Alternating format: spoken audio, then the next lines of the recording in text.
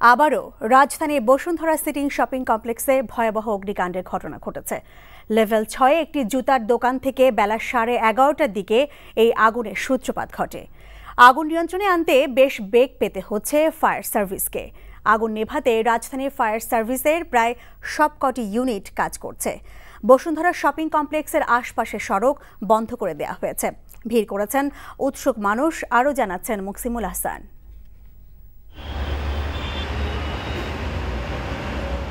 রাজধানীর Bashundhara city shopping কমপ্লেক্সে আগুন লাগে রোববার বেলা 11:30টার দিকে।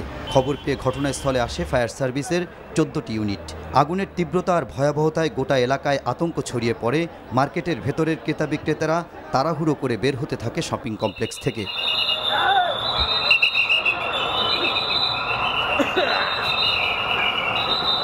ফায়ার সার্ভিসের নিয়ন্ত্রণ কক্ষ থেকে জানানো হয়েছে, আগুন নেভাতে এখনও কাজ করছে তারা। তাৎক্ষণিকভাবে হতাহতের কোনো খবর পাওয়া যায়নি। শপিং কমপ্লেক্সের নিরাপত্তা কাজে নিয়োজিত প্রত্যক্ষদর্শীরা জানান, লেভেল 6 একটি জুতোর দোকান থেকে এই আগুন লাগে। ধোয়া ছিল আর কি, তার মধ্যে 6তলাতে সিঁড়িতে নেমে আসছে আর কি, সিঁড়িতে নিচে নেমে আসছি। আর ওই 11তলা টাওয়ার পার্ট সেফ ছিল, এটা জাস্ট মার্কেটের ভিতরে সাইড। 6তলা জুতার দোকান, জুতার দোকান এখন কিভাবে লাগলো এটা তার বলা যাচ্ছে।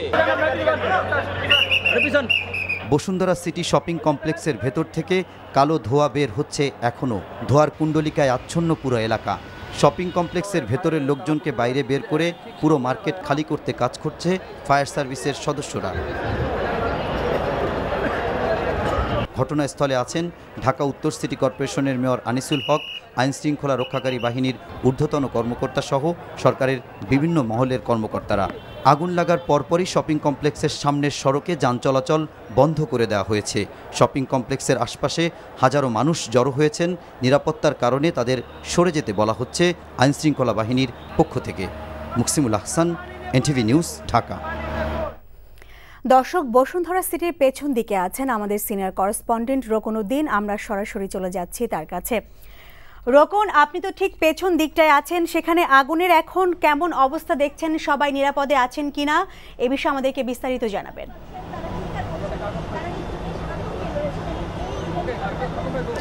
লীনা, আমি পেছনে আছি বসুন্ধরা সিটির। এখানে কিন্তু এখন পর্যন্ত আপনি নিশ্চয়ই পেছনে দেখতে পাচ্ছেন যে এখন পর্যন্ত যে হারে ধোঁয়া বের হচ্ছে তাতে বোঝাই যায় যে আগুন আসলে নিয়ন্ত্রণে আসেনি।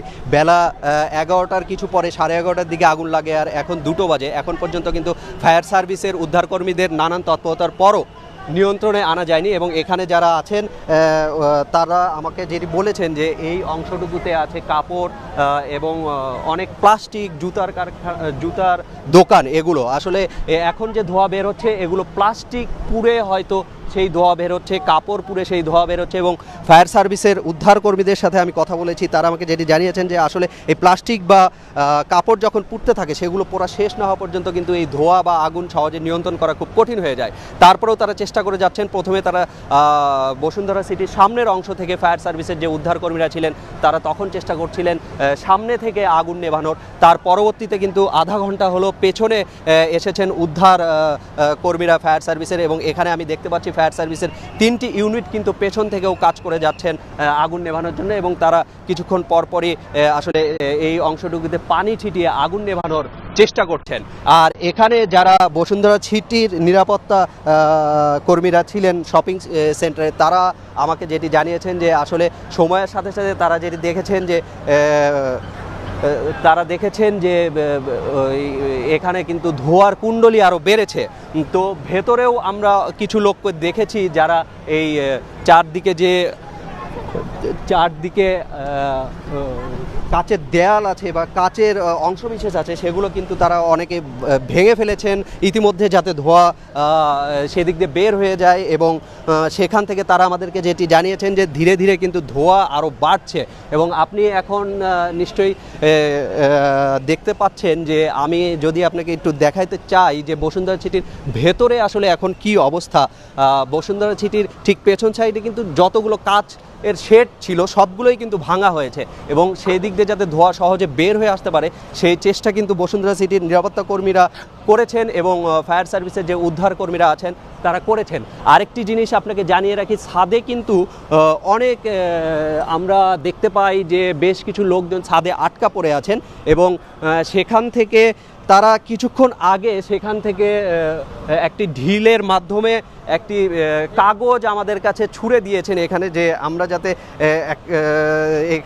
তারা লিখে পাঠিয়েছেন যে হেলিকপ্টারের ব্যবস্থা করেন। তার মানে তারা আসলে আতঙ্কে আছেন, এই জিনিসটা কিন্তু বোঝা যাচ্ছে যে তারা আসলে যখন অনেকক্ষণ হয়ে গেছে তখন তারা আসলে বুঝতে পারছেন না তারা কিভাবে নামবেন বা কি করতে পারেন, সেজন্য তারা এটি বলেছেন। আর এছাড়া আমরা কিন্তু দেখেছি যে ইতিমধ্যে র্যাবের একটি টহল হেলিকপ্টার কিন্তু আমরা দেখেছি যে এই বসুন্ধরা সিটির চারপাশ ধরে চক্কর দিচ্ছে। আপনি এখন নিশ্চয়ই দেখতে পাচ্ছেন যে কিছু লোক এখনও ওইখানে নিরাপত্তা কর্মী, তারা বসুন্ধরা সিটির, তাদের সাথে যদি আমি একটু কথা বলতে চাই।